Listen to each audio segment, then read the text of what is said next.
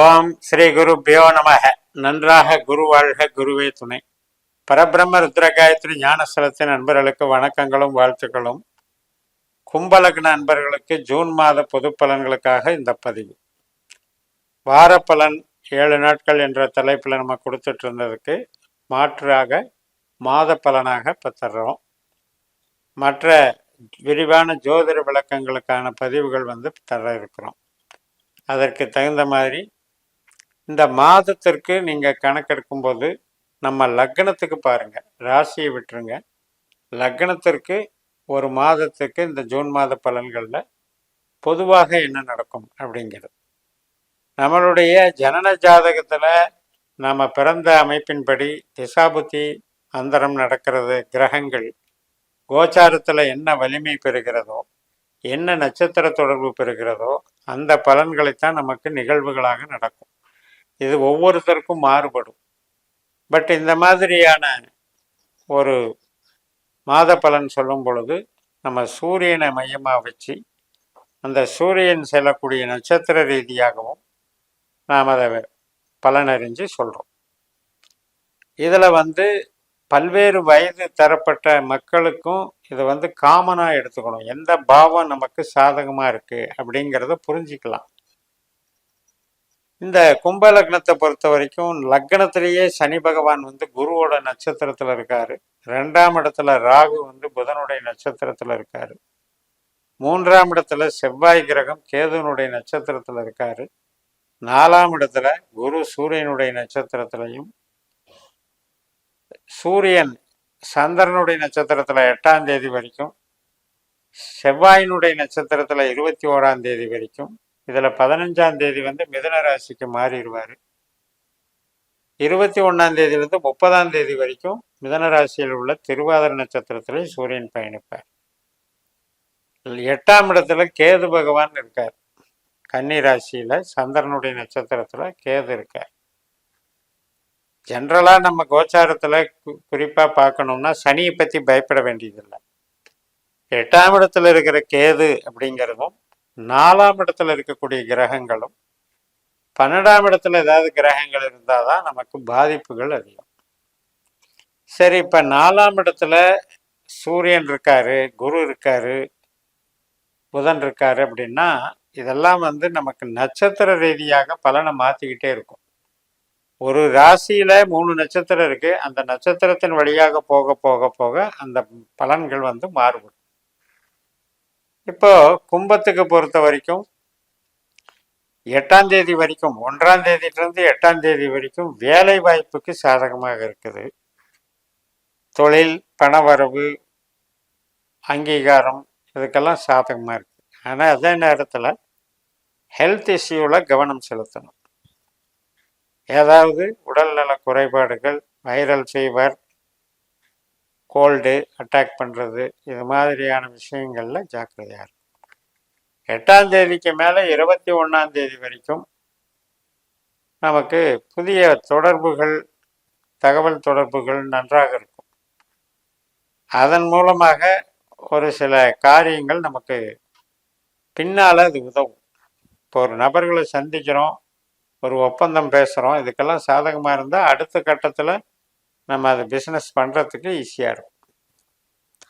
அதனால் தைரியத்தை கொடுக்கும், ஒரு நல்ல படிப்பினையை கொடுக்கும், ஒரு அறிவை கொடுக்கும், வளர்ச்சியை கொடுக்கும். இந்த 8லிருந்து 21 வரைக்கும் செவ்வாயினுடைய ஆதிக்கத்தில் சூரியன் செயல்படுவார். இப்போ செவ்வாய் கிரகம் நமக்கு தொழில் கிரகம், அதுவும் 3ஆம் இடத்துல தைரிய ஸ்தானத்தில் இருக்குது. அதனால் வளர்ச்சிகள் நமக்கு நன்றாக இருக்கும். 21ஆம் தேதியிலிருந்து 30ஆம் தேதி வரைக்கும் பண வரவுக்கு சிறப்பாக இருக்கும். யூக வியாபாரம், குழந்தைகள் சம்பந்தப்பட்ட வளர்ச்சி, இதுக்கெல்லாம் நல்லா இருக்கும். இது நம்ம சூரியனை மையமாக வச்சு பொது பலன்கள் பார்த்துட்டோம். ஒவ்வொரு ஆஸ்பெக்ட்லையும் பார்க்கும்போது இப்போ பணம் சேமிப்பு ஆகுமா ஆகாதா அப்படின்னு பார்த்தா 15ஆம் தேதி வரைக்கும் சிறப்பாக இருக்குது. அதுக்கப்புறம் கொஞ்சம் தடைகள் இருக்கு. அதே மாதிரி தான் குடும்ப உறவுகள், குடும்பத்தில் இருக்கக்கூடிய நெருக்கடிகள், ஒரு ஆவணங்கள் ரெடி பண்ணுறது, இடம் மாறுறது, அல்லது வந்து ஒரு அக்ரிமெண்ட் போடுறது, இதுக்கெல்லாம் வந்து சாதகமாக இருக்கும். வளர்ச்சிகள் சிறப்பாக இருக்கும். மாற்றங்கள் பண்ண விரும்புகிறவங்க இடம் மாறுறது, வீடு விற்கிறது, இதுக்கெல்லாம் சாதகமாக இருக்கும். கும்பத்துக்கு வீடு கட்டுறது அப்படின்னு பார்க்கும் பொழுது அந்த அமைப்பு வந்து சாதகமாக இருக்கும். அதுக்காக எதிர்பார்த்த லோன் கிடைக்கும். அந்த லோன் மூலமாக கட்டக்கூடிய ஒரு அமைப்பு ஏற்படும். இடம் வாங்கிறது, வாகனம் வாங்கிறதுக்கெல்லாம் சாதகமாக இருக்கு. உறவுகள் சார்ந்த விஷயமும் நன்றாக இருக்கு. வளர்ச்சிகள் பெருகும். குழந்தைகள் வழியில செலவுகள் இருக்கும். அவங்களுக்கு ஏற்படக்கூடிய விரை செலவுகள், ஒரு சில குழந்தைகளுக்கு இடம் மாற்றங்கள், வளர்ந்த குழந்தைகளாக இருந்தால் அவங்க படிப்பு, காலேஜ் மாற்றங்கள், இதெல்லாம் நடக்குது. கலைகள், ஆர்வங்கள், இதில் எல்லாம் வரக்கூடிய செலவுகளையும் அதை குறிக்குது. ஜென்ரலாக வேலைக்கு நல்லா இருக்கு. வேலை சார்ந்த அமைப்புகளில் இருக்கவங்களுக்கு அதிகப்படியான வேலை வாய்ப்புகள் பெருகும். கணவன் மனைவி உறவு சார்ந்ததில் 15ஆம் தேதி வரைக்கும் சின்ன சின்ன சஞ்சலங்கள் வந்து போகும். அது வந்து குடும்ப சண்டை, சின்ன சின்ன ஒருத்தருக்கு ஒருத்தர் வந்து வித்தியாசமான ஒரு அபிப்பிராயங்கள் வந்து வித்தியாசப்படும். அதுக்கப்புறம் 15ஆம் தேதிக்கு அப்புறம் சுமூகமாயிடும். ஒன்றும் ப்ராப்ளம் இல்லை. பிற்கூறில் நல்லா இருக்கும். புதிய வகை பார்ட்னர்ஷிப்பு, இந்த தொழில்கள் இருக்கவங்களுக்கு 15ஆம் தேதி வரைக்கும் சின்ன சின்ன நெருக்கடிகள் இருக்கு. 8ஆம் வீட்டில் இருக்கக்கூடிய கேது வந்து நமக்கு ஆரோக்கியத்தில் கொஞ்சம் எச்சரிக்கையாக இருக்க சொல்லுது. ஆரோக்கியம் அப்படின்னு பார்க்கும்போது கேது அப்படிங்கிறது வந்து ஃபுட்டுனால வர்றது, ஃபுட் பாய்சன்னு சொல்கிறது. அதே நேரத்தில் நமக்கு தூக்கம் கெடுறது, நேரங்கெட்டு சாப்பிட்றது, இந்த விஷயத்தில் இது பண்ணிக்கணும். ஏன்னா கேதுவை பொறுத்த வரைக்கும் குடல் சார்ந்து அடிவயிறு, குடல், ஜீரண உறுப்புகள், இதுகளில் வர்ற பிரச்சனைகளை பார்க்கணும். அதே போல் பணம் கொடுக்கல் வாங்கல்ல கொஞ்சம் எச்சரிக்கையாகவும் இருக்கணும். அந்த கேது வந்து ஆசிலேஷன் மைண்டை கொடுத்து குழப்பம் பண்ணுவார். ஒரு விஷயத்தை செய்யலாமா வேணாமான்ட்டு ஆசிலேஷன் பண்ணிட்டு அதில் 8ல் இருக்கிற கேது வந்து நமக்கு புது முயற்சிகளில் ஒரு லாக் பண்ணுறதுக்கு தான் பார்ப்பார். அதனால் அதில் எச்சரிக்கையாக இருக்கணும்.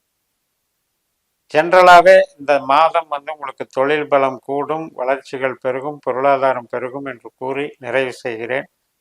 இந்த சேனலை சப்ஸ்கிரைப் பண்ணி ஷேர் பண்ணுங்கள். உங்கள் தனிப்பட்ட ஜாதக பலாபலன்களை என்னுடைய வாட்ஸ்அப் நம்பரில் தொடர்பு கொண்டு பலன் பெறுங்கள். உங்களிடமிருந்து விடைபெறுகிறேன். உங்கள் JMS. நன்றி, வணக்கம்.